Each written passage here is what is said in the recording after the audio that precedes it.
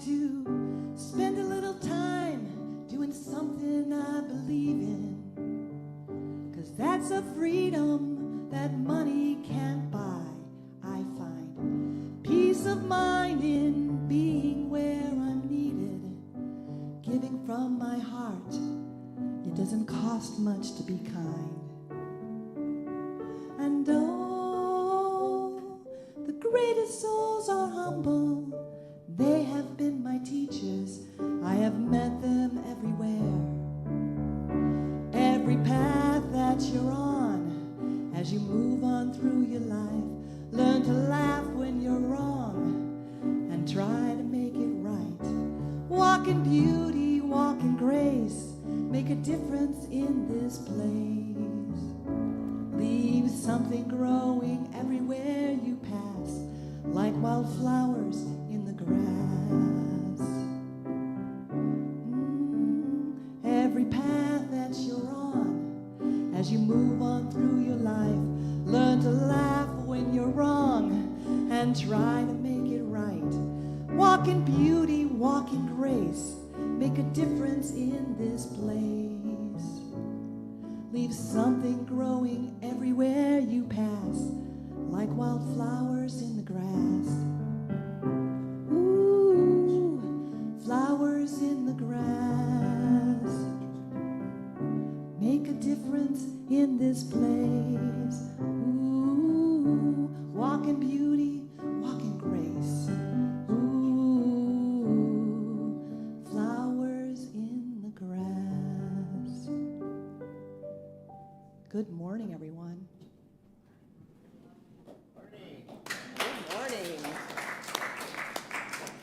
Good morning. How y'all doing today? I'm doing good, thanks. My name's Kim Joswiak, and I'm the spiritual leader here at Unity Spiritual Center of Woodstock. And we are so glad you're here today, and you are in for a treat. Our guest speaker today, I found out about her through another woman that I had met at some spiritual-led events through some friends of mine. And when this woman couldn't make it here, she highly recommended Kathleen Brigidina.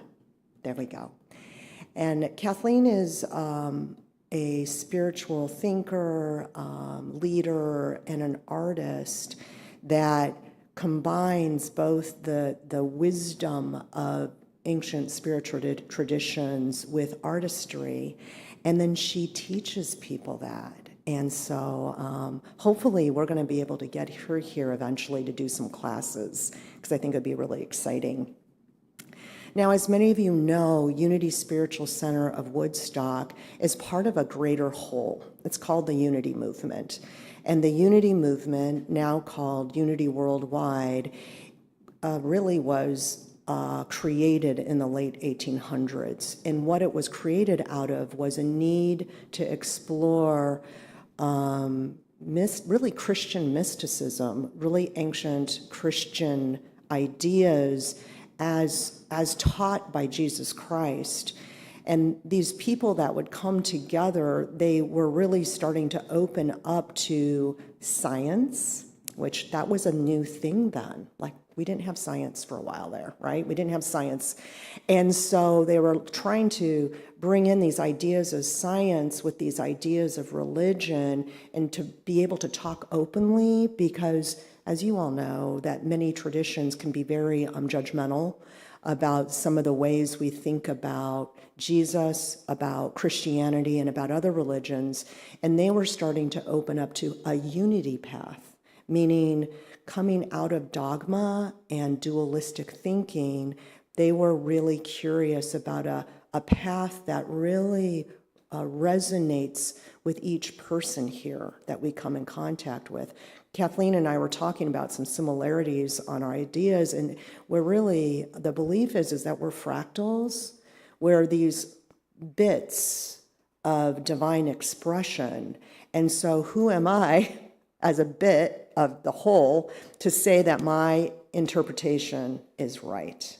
And so that's what unity is about, is a union, a unity among each other to really talk about, what is it that I believe? What am I curious about? What are some parts of me that have beliefs that are no longer serving me? What are some steps I can take? So we respect your pathway and really eager to hear it and really eager to share. You know, what is it like for you to be a human being, having a spiritual being having a human experience? So I'd like to start us with a prayer. And here at Unity 2, we're taught that prayer is not a begging nor a plead, but it's an alignment with the truth, the capital T truth that we all have within us and through us. And so we welcome all the different ways of seeing things. And we welcome the way we teach each other the path of love. And we listen to one another as we express our unique humanity. And we also allow the environment to teach us as well. The building, the place where we sit, the earth, and all of the magnificence that is here to show us love, show us the spark of divine, show us grace in this life. May we listen to our bodies, may we listen to one another, and may we listen to our planet as we live this glorious manifestation.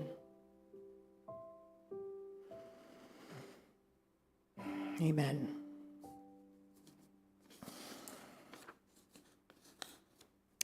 If you would join me in the 5 unity principles, which are the principles that are foundational to all we believe in and manifest in our lives.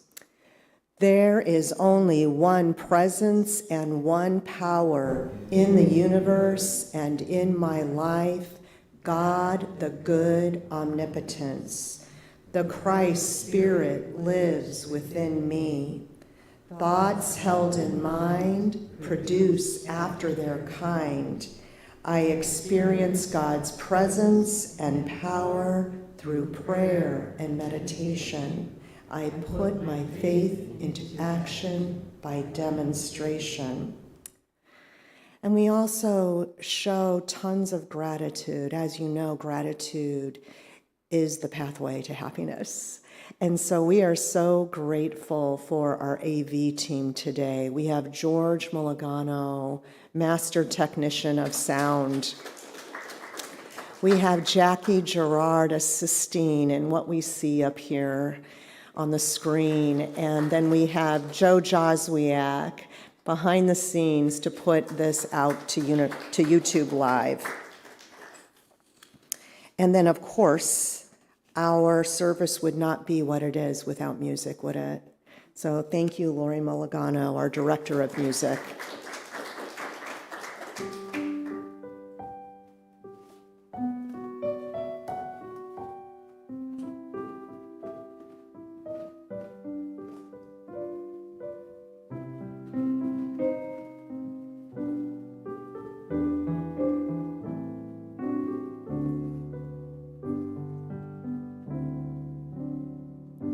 Somewhere over the rainbow,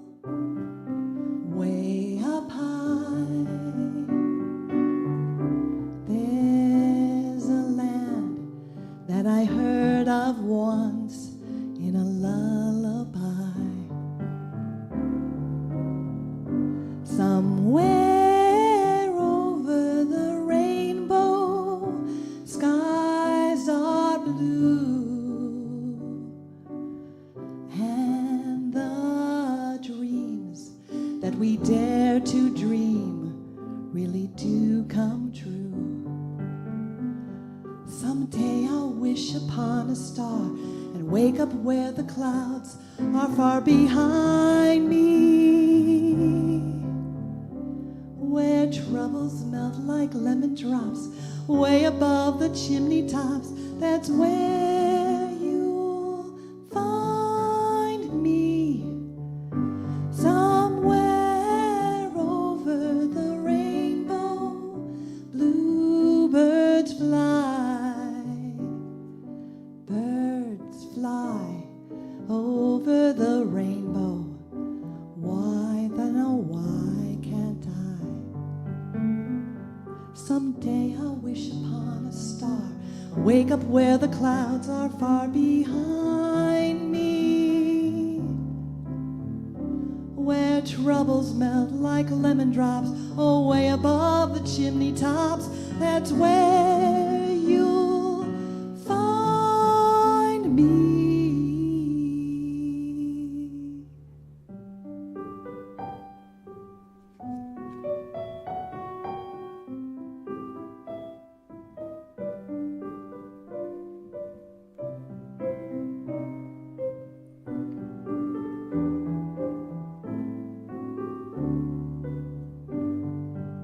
Sing with me the last part here.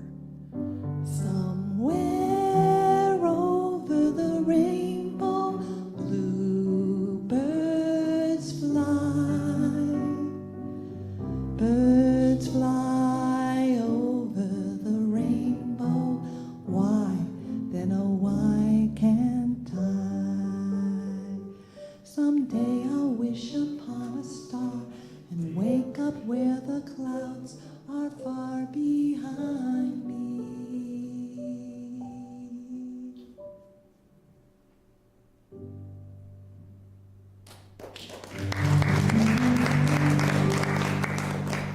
So let's take a few moments to contemplate, to consider. Do you see your rainbow? Where is it leading you? And this song, The Face of God, you can sing along with me, or you can sing the echo, or you can hum, or whatever you'd like to do.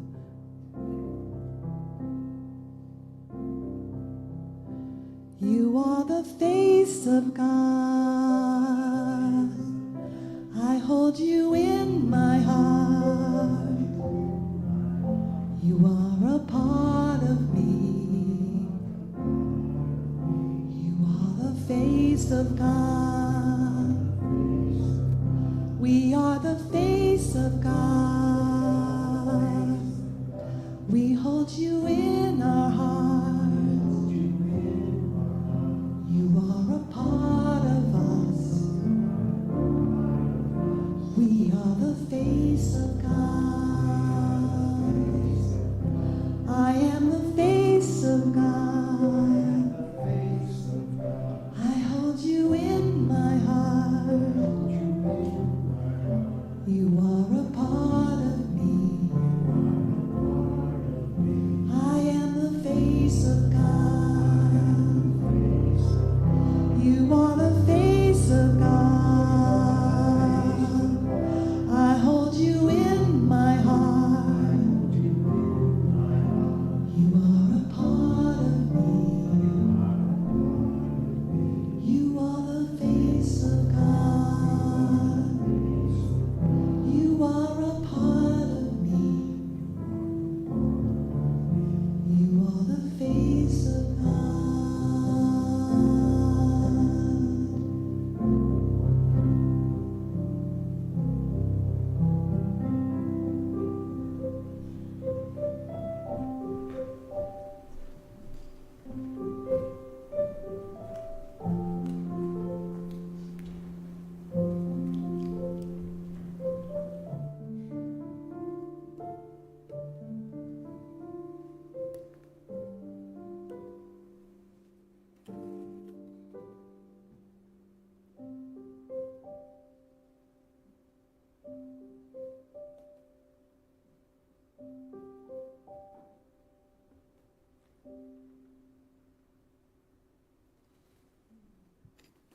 Thank you.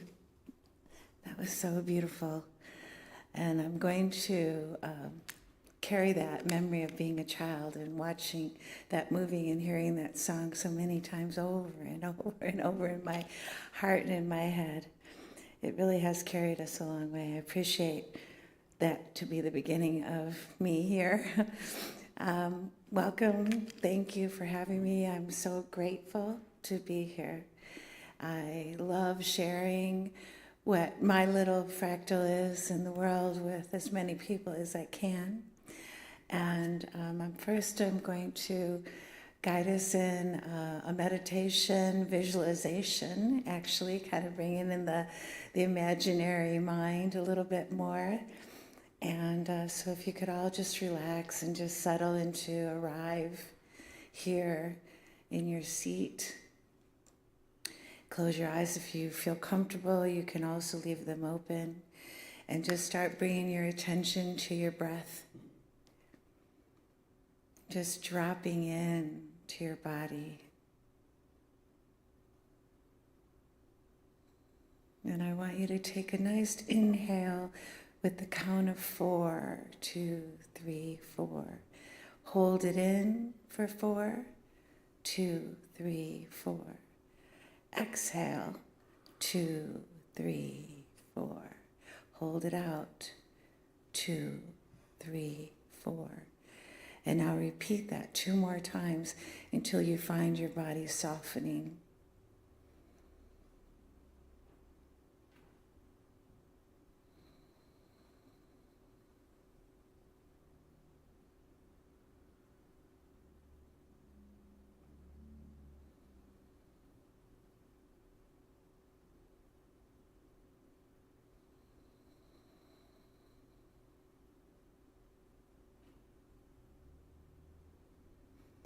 Now I would like you to feel your feet on the ground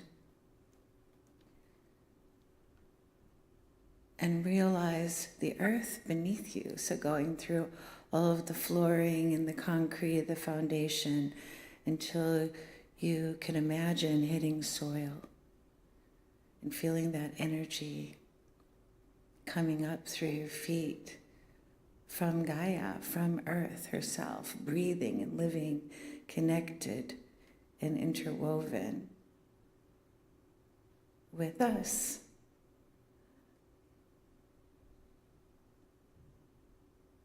Feeling her energy, the gravity. Imagine the gravity of her is pulling you closer in love.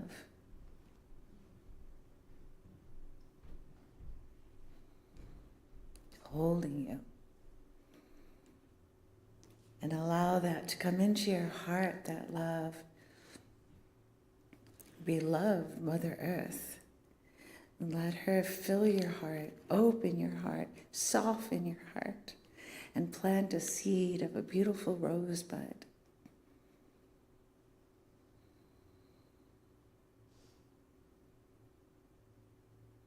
And now allowing the crown, the center, and the top of your head to open and allow spirit to come in.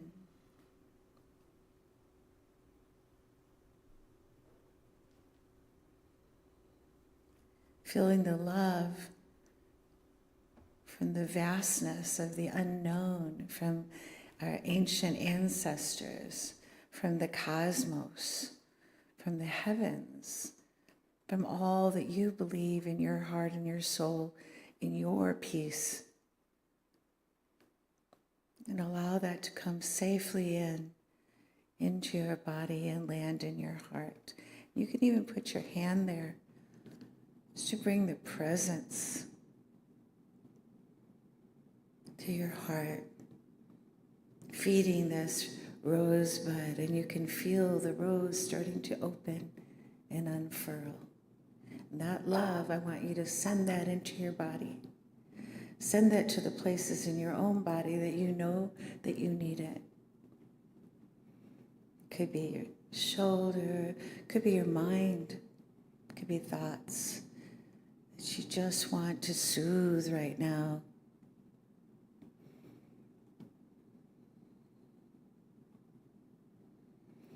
And next, sending that love in the same way we can expand Our energy is not contained within our skin. It can go out or it can come in, it can contract, it can expand. And I want you to practice expanding it now into this community seated here. Just imagine it coming out, touching people, and you don't need to hear back for them. They don't have to accept it, but it's just you putting love out into this room, out into the world, out into different areas of the world that might come to your mind or your heart right now.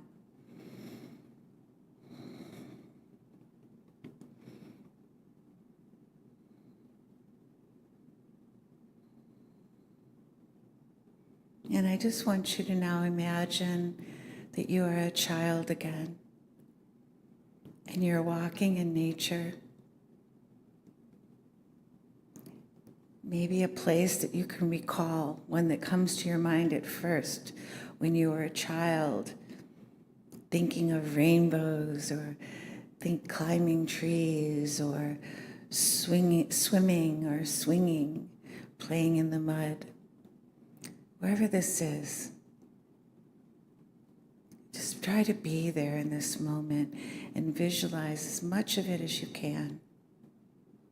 Colors, the smells, the sound,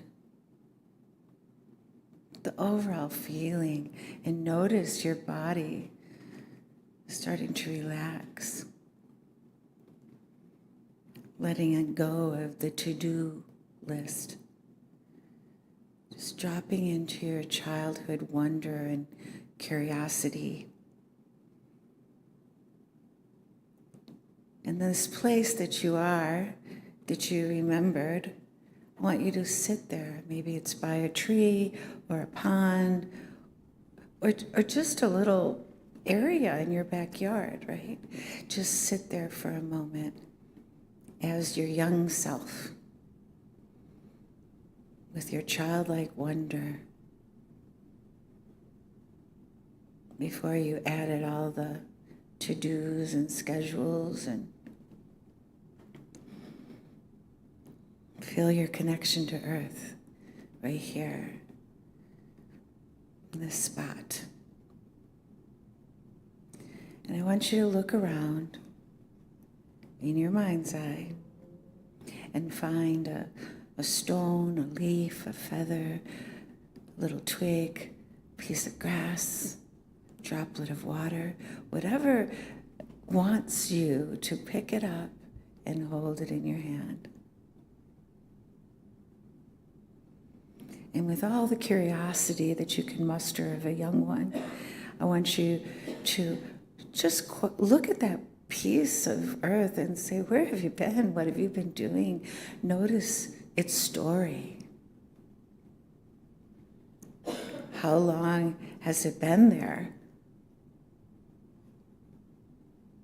Where did the feather drop from?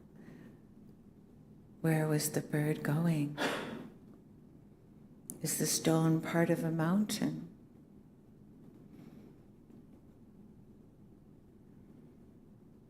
And in this silence, just ask the question, what would you like me to know right now? What do I need to remember in this moment that I've forgotten from that moment? Always come back to your breathing. There's no need to push, just a gentle listening.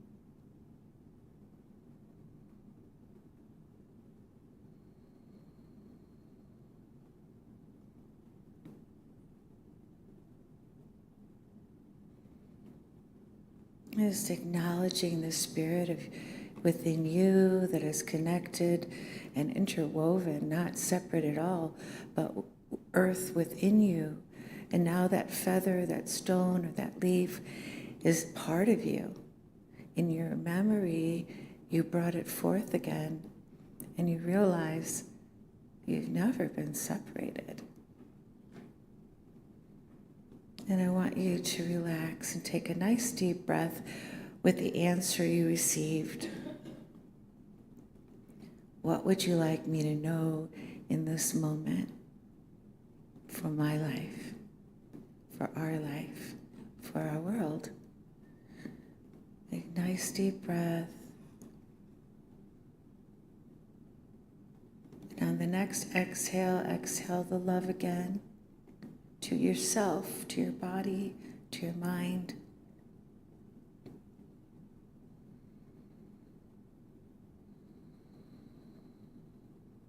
We have to nourish ourselves so that we can nourish others.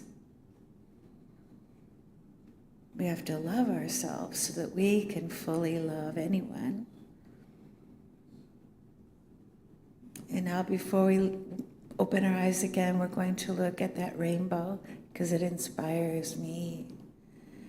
And I want you to look up in your imagination and see all the colors of the rainbow above you.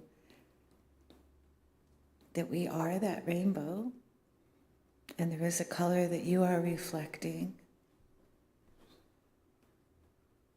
And I want you to bring that back with you as you open your eyes slowly in gratitude and come back to this moment where we're all together.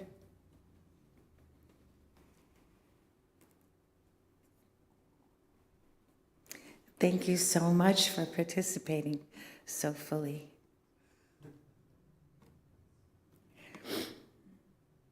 So yesterday and part of today was regarded as what they call Lunasa, August 1st. It's like the mini or the first harvest for thousands of years, especially through the Irish and Celtic traditions, thousands of years. And the people would come together and they would say, we've got food growing over here, Mother Earth is bringing her bounty once again to all of us. And you see the beginning of the harvest, not, there's more to come, but it's just starting.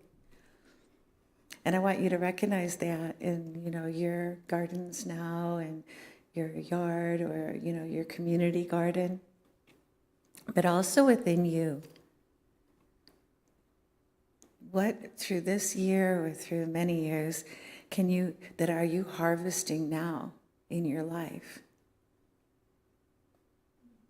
And just being very thoughtful, and grateful. And it doesn't have to be anything. It can be, we just had a grandchild, or it could be something even smaller, like that my car is finally running, or I've, learned to calm my fears. I've learned that I don't have to show up a certain way to get approval, that I show up in the most authentic way that I can.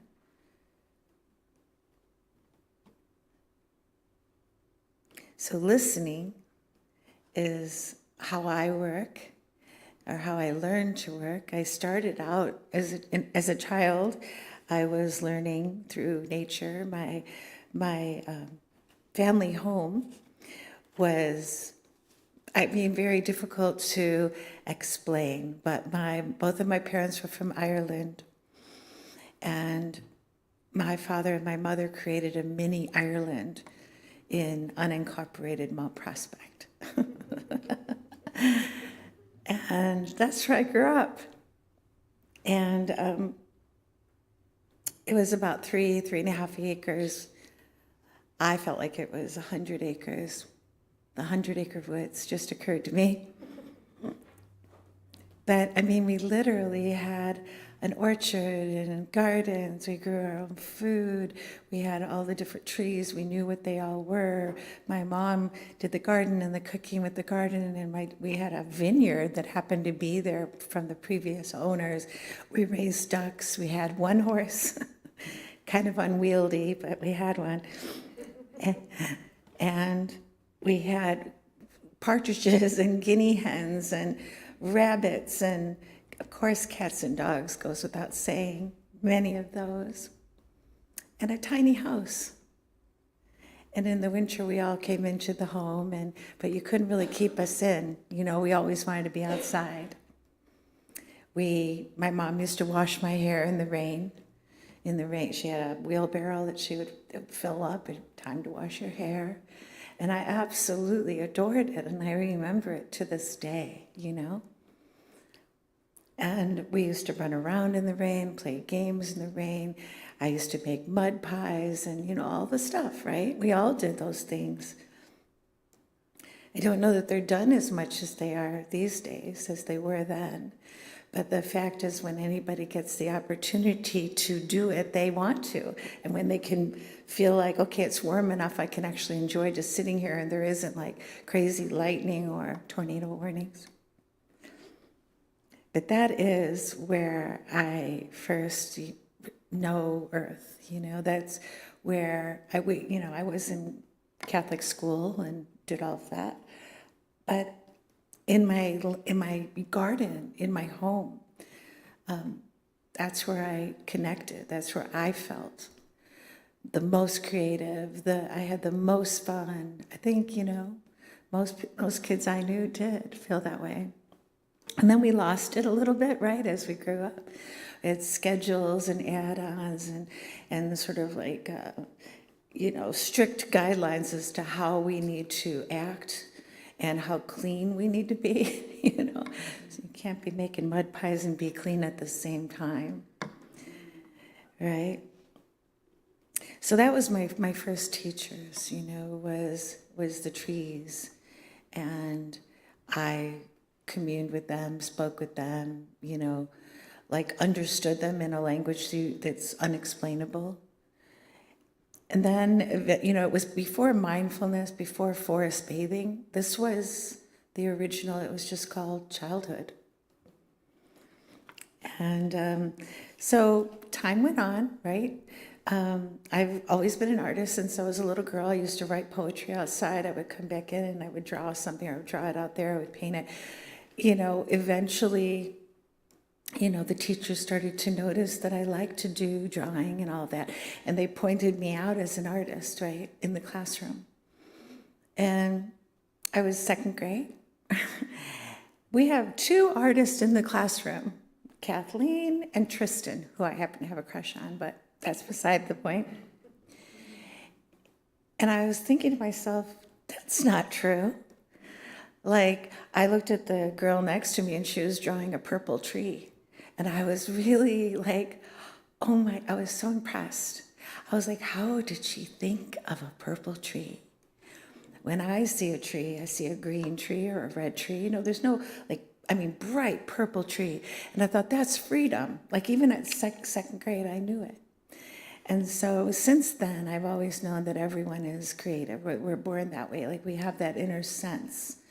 And it means that we are here to be able to create things, to be able to really bring into the world the things that we want to do. It doesn't mean that we have to paint or sing or dance or write, although those things are saviors for our soul. But it's about being able to not become a follower all the time, not to have to, you know, match somebody or be better than somebody or to lose ourselves in or for someone, but to create our own path, you know, not to be a follower, to be kind and generous and loving, and to say, hey, I got something that might change some things. And when we're told that we're not artists or that we're not creative, what happens is we all kind of shrink. And I mean, we think we shrink a little bit. I think we shrink a lot. I think we go, okay, then if we can't create it, then who is?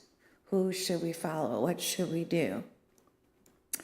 And all the potential that we're talking about is fractals, like we're all the pieces of the puzzle. So if a whole bunch of people are just like going, I'm not creative, even artists say it. Most artists, I know I have said it. I'm not an artist, I'm not good enough. Or something like this, right? Something comparative to that phrase. But in second grade, I knew, and I tell my brothers and sisters, you all are, you know, like the little creative preacher girl. And I was like, you're creative, you could do it. All you have to really do is to want to do it. So if there's something that you really want to do, you're going to repeat it. You know, like you're going to draw and draw, and that's where I was. You could find me doing it everywhere.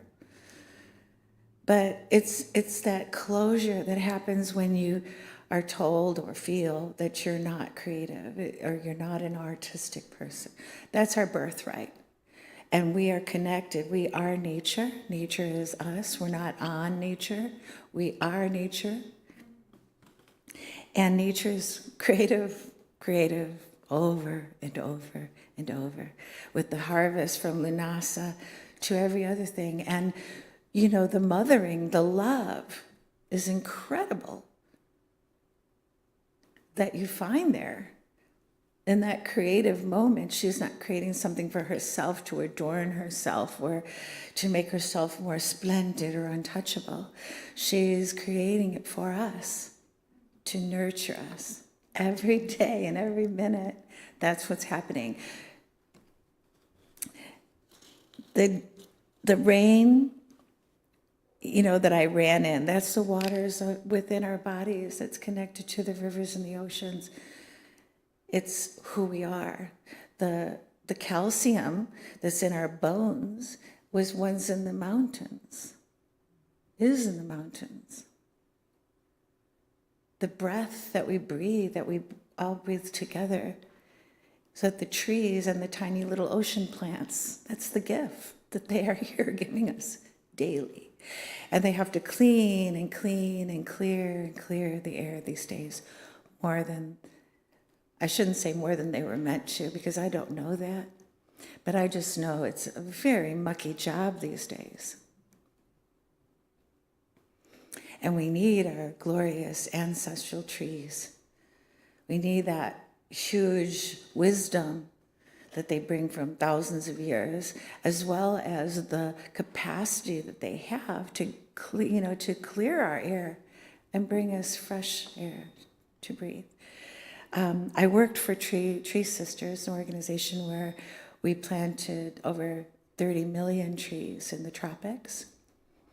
And that sounds, that's kind of like, whoa, that's a lot, that's wonderful.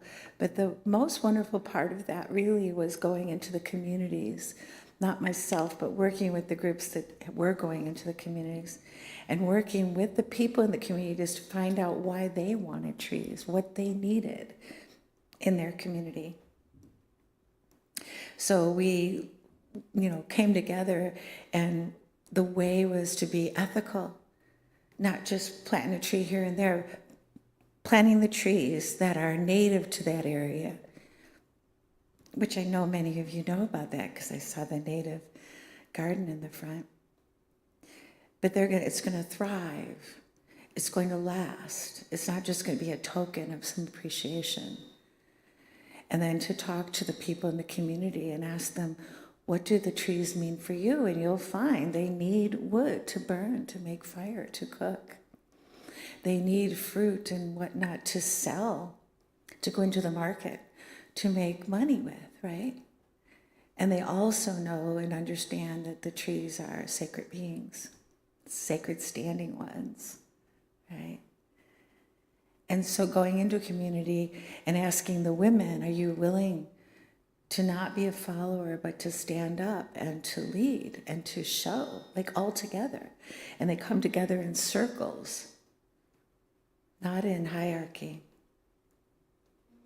They come together in circles and they speak to each other and they say, what does our community need? We have an opportunity to fulfill that in this moment. And who wants to step into what piece? Who's here for this purpose? Do you know your purpose? If you don't, let's sit down and talk about it. What could that be for you? What comes up in your heart? So this, before I worked there, I had already created a relationship of my own with Earth in my work. And I have a couple of really beautiful spiritual moments that I could share about that. So I work with what I call Gaia's palette. And I work with the pigments that are taken directly from the clay that I forage, and crystals and holy waters and peace fire coals and a lot of different things I'll talk about in a minute. And I have a studio that's out as part of my garage. It's covered off, and then it opens up into my garden, of course. And every morning I'll bring something into something from the garden into my studio. And it looks a bit rough, It looks like a garden and, a rockery, and there's, I actually have what my daughters really make fun of a lot is I have a hornet's nest that had fallen, and my niece gave it to me. She found it in her yard, and she said, "I knew you would like this." And I'm like, "Can I just put it in the back seat right now?" And my girls are like, once in a while they'll make a joke of her, that was years ago, but they'll be like, "Hey, did you ever get that hornet's nest down here?"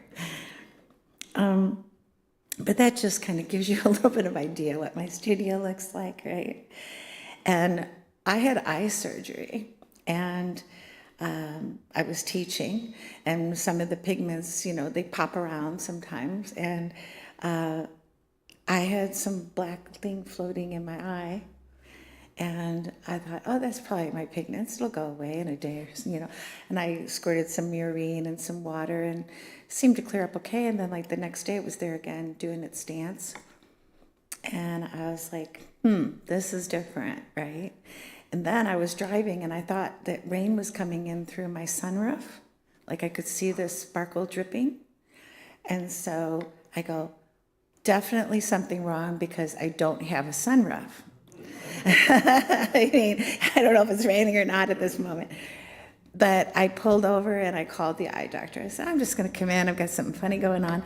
My retina was detaching.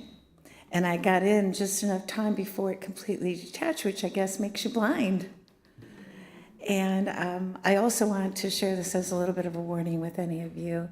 Those little dots, they don't hurt. They're just there. Go in and get them checked.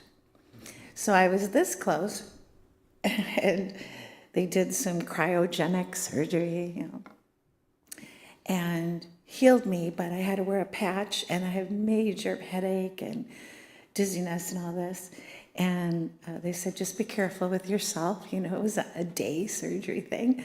And I came home, and I couldn't cook. It hurt. I couldn't, look at my phone. I couldn't watch TV. I couldn't read a book.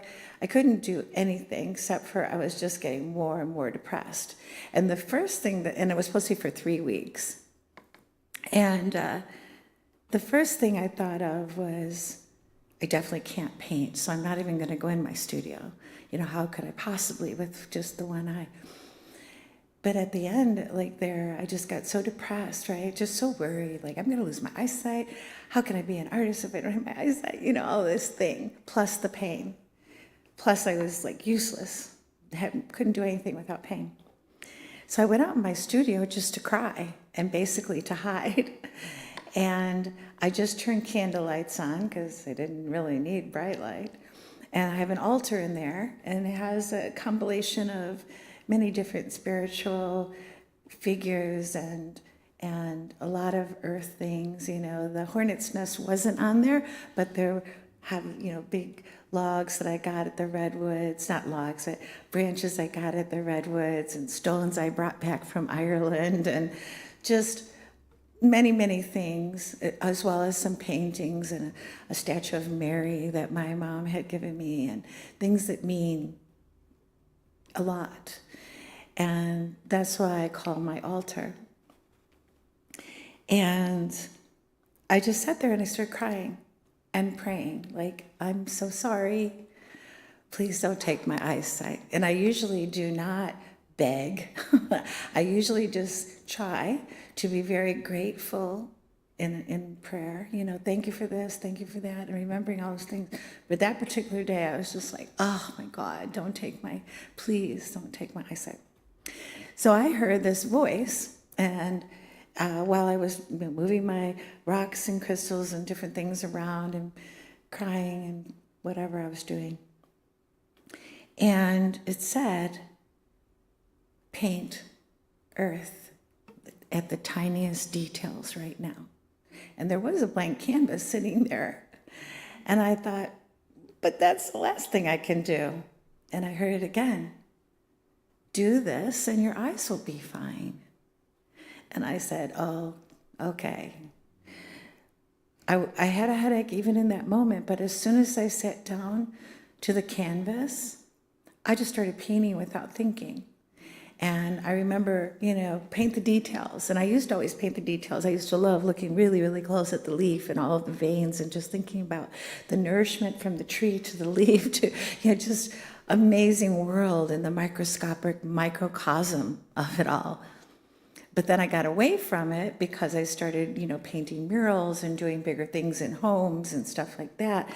And I learned to get really fast and to give the impression of a lot of things without going into the tiny detail. So I started doing the tiny detail. And I did what you may or might not know, but like the Green Man, it was sort of during the turn of the century, there was Green Man carvings around a lot of the world. And he represented nature, the Green Man. But in my mind, like, there had never really been the Green Woman. So I decided I would paint the Green Woman. And so, because I always have to have a face or somebody like that. And I started doing that with the little tiny birds and the little tiny leaves and the acorns and a nest in her hair and all these things. And I didn't even know. I had no headache. I had no time. My husband finally came out and said, are we going to have dinner? He said, I'm making it. I know you can't do it. But where have you been out here for 5 hours? I go, oh, wow. And he goes, wow, and that's beautiful. And it has been my biggest selling painting ever. And so I just wanted to share that with you, that there was a moment that I was just brought to my knees and also just lifted, by connecting with Earth, by listening in that studio, by listening. And then I think my stories are getting too long, so I'm going to tell you the other one faster. So I had two. The other one, I was sleeping and I was out. And then I was like awakened. And I heard this voice again. And it said, go out to your studio and paint a cave wall. And I'm like, no. And I'm back to sleep. And like 3 times that happened. And it's cold out, right? It's snow. And my studio is outside. So that means I have to get dressed. That means, all these things. And it's after midnight. And then I just go out and do it. And I got up and I looked out the window. And there was a full moon, which I hadn't even remembered had been that night, and I like to keep track of them. And the whole place, the snow and everything was like this most beautiful, the indigo, like the purple that glows through the glow of the world. And I'm like, oh, well, maybe I'll go out there. It was so beautiful. But I just threw on a robe and slippers and I trudged through the snow and went out there and I started painting this mural and I did the whole thing. And again, another 5 hours probably. But I did it all with the sticks and the stones and my fingernails and whatever else I had there. And I was listening to, really serenaded by my grandparents. And my grandfather in particular stepped forward right away and started talking to me about it. And I was using a trowel for him, and he used to be a sculptor, and I was just like on this whole thing. But the really part of it, that I was just standing there most time just like this, limp and listening. And I would hear something and it would come through. So that turned into other people coming and working on this listening wall, is what I ended up calling it. And they would say right away that they felt something and they heard something.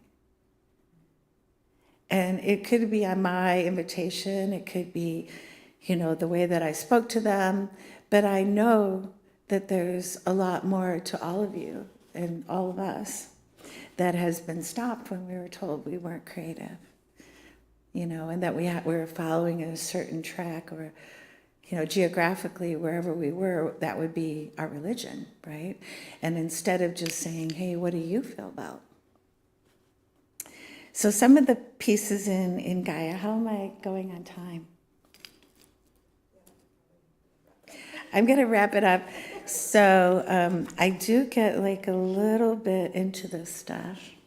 But let's see what I have here that might be poignant.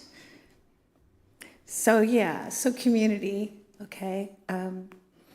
That was something that I knew right away. So I'm not going to become an artist. That wasn't my goal. And it's not that that's a wrong thing. But my end game wasn't to be the best artist and to, I went to the Art Institute and all of that. But it was, that was never my end game. And I felt a little off of it. Like, I was like, I don't really feel that way. But what did feel good to me was to let everybody know that they're an artist. And so that's what I began to do, and to bring community together in any way that I could when I worked at Tree Sisters, and the work that I do now, and I coach, and I bring people out into nature, and we paint, and we just really open up our hearts in order to remember. And there's nothing in nature like the metaphor of it really is the ecosystem of nature, the ecosystem of a tree. All of the roots are connected to each other, and they communicate, support, and nurture each other, and warn each other. They exist as a community, and nothing is wrong. The diversity of everything is exactly the way it needs to be. And so that brings me to community and everything in nature. Nothing in nature exists alone. And so, so I could go on about that, but I will leave you with that. And I am so grateful for you for allowing me to share. And I hope that you will leave here by, at some point when you leave here also, that you will stop by a specific tree or pick up a stone and just listen. And find out what that story is and what Earth may want you to know in this moment. And when you take a shower, when you drink your water, when you go to your garden, and just do it slower than usual and listen more. Thank you so much.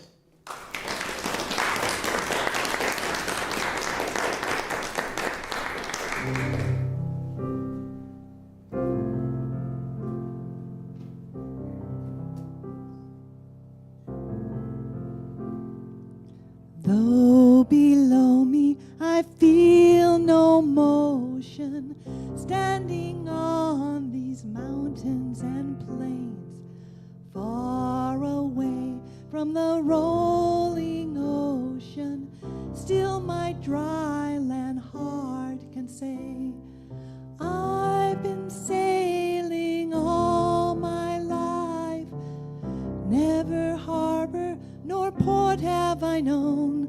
The wide universe is the ocean I travel, and the earth is my blue boat home.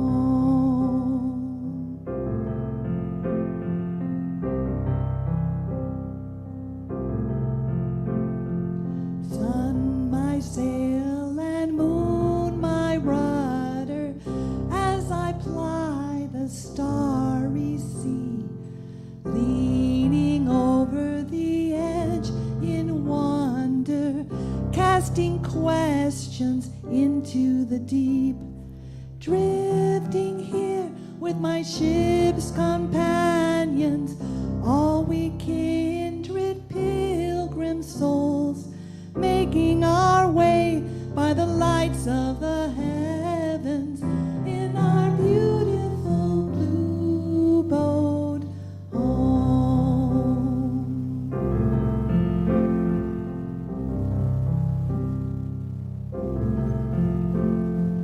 I give thanks to the waves upholding me, hail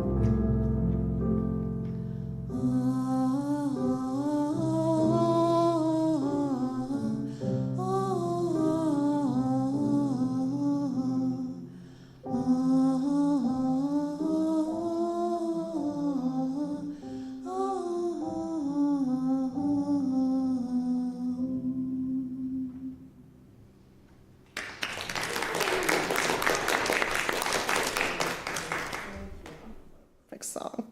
Who's that? Peter Mayer. That's right, Peter Mayer. Look up Peter Mayer if you don't know who that is. It's all over YouTube. Kathleen, thank you.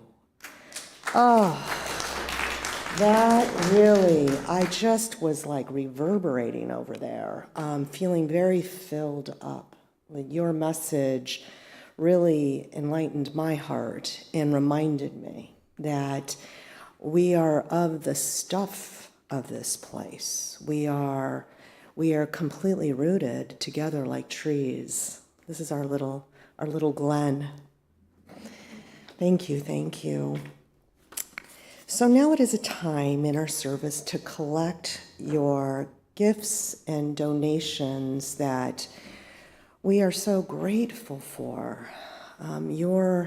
Your generosity keeps the doors open and really provides for our expert musicians, for our guest speakers, for the classes, and for all the things we offer here, for the beautification of this place. And yes, thank you for noticing that gorgeous garden.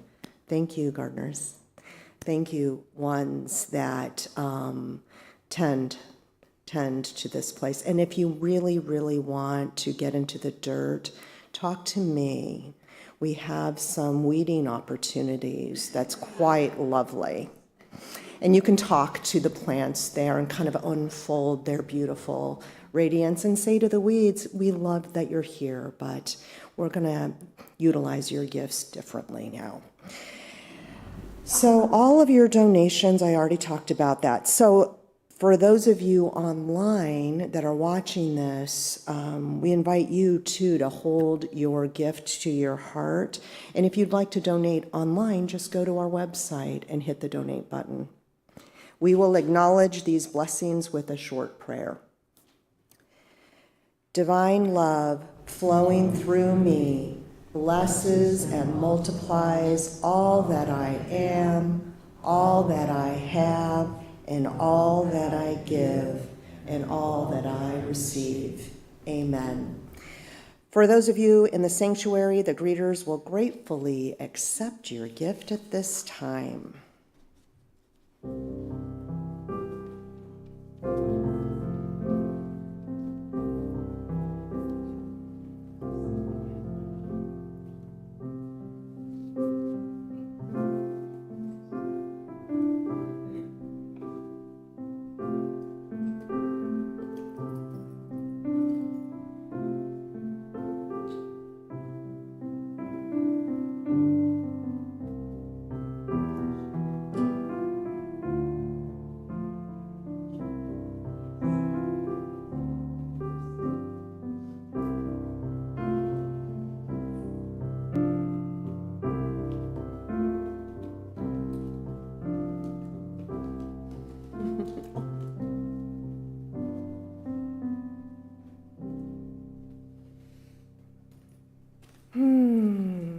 If you would put your hands together and warm them up and say with me, for these gifts and all of you givers, we say together, thank you, God, thank you, God, thank you, God. And so it is.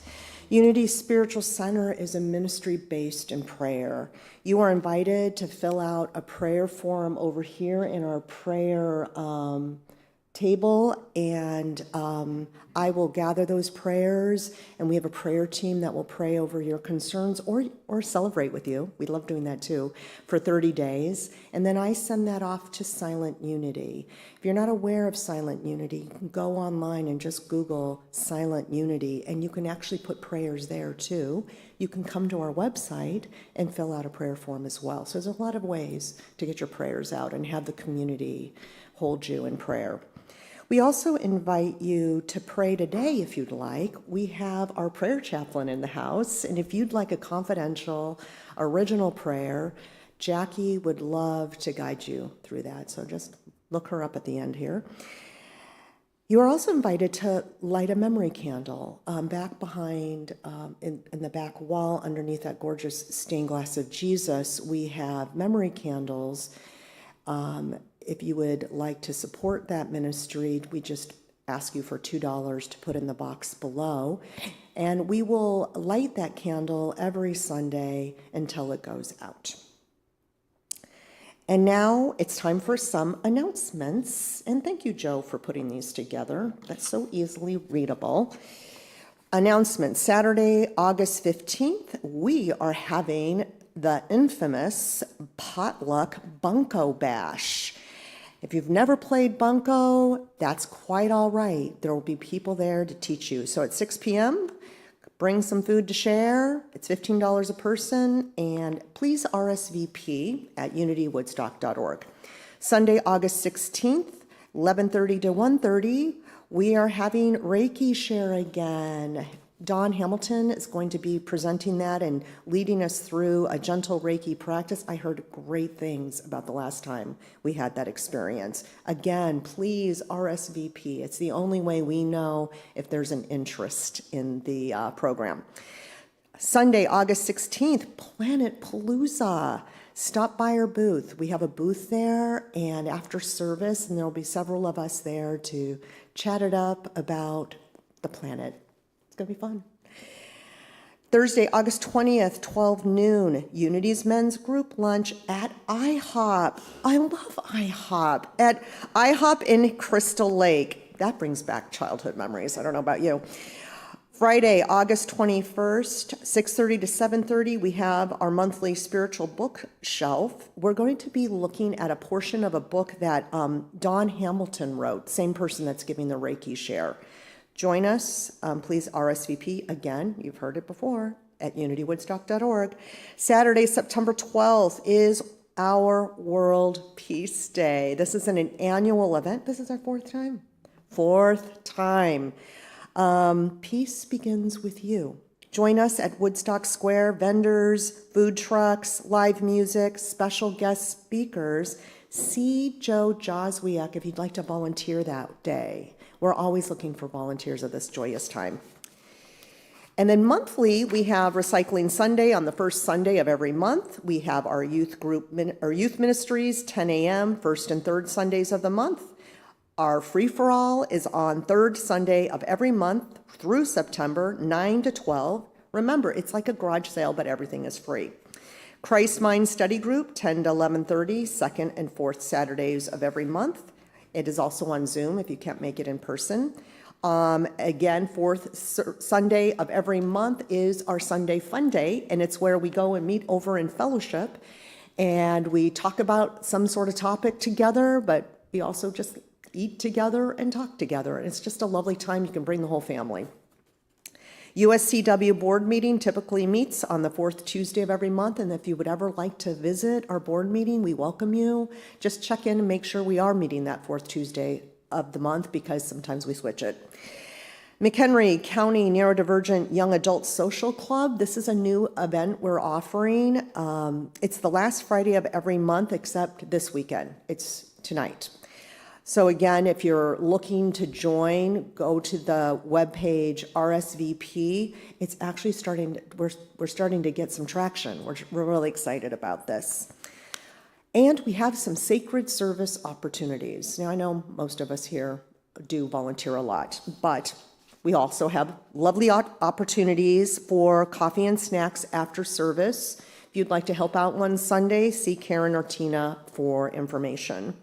And if you have a burning desire to learn all there is to learn about audio, talk to George. We need a person to eventually take over. George has been doing this for how many years? 100?